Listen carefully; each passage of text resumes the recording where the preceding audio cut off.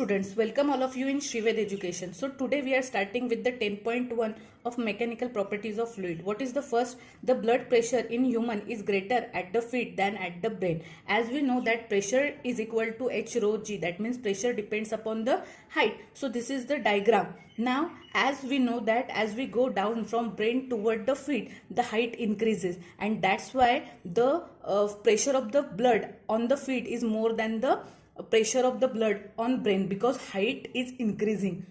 Now what is the second question? Atmospheric pressure at a height of about 6 km decreases to nearly half of its value at sea level, though the height of atmosphere is more than the 100 km. So these are the three levels. This is the sea level, the height of 6 km, and this is the height of 100 km. So what is the case? This is the density, and density of the atmosphere is more on the sea level. As we are traveling the distance of 6 km, density is nearly half of the value, that is rho max upon 2. That means to the distance of 6 km, density is decreasing quickly, and as the density is nearly half, that's why the pressure is nearly half of the pressure at the sea level. But as we are going toward the 100 km, the density is decreasing very slowly. Now what is the third question? Hydrostatic pressure is a scalar quantity even though P is equal to F upon A. Now this is related with the Pascal law.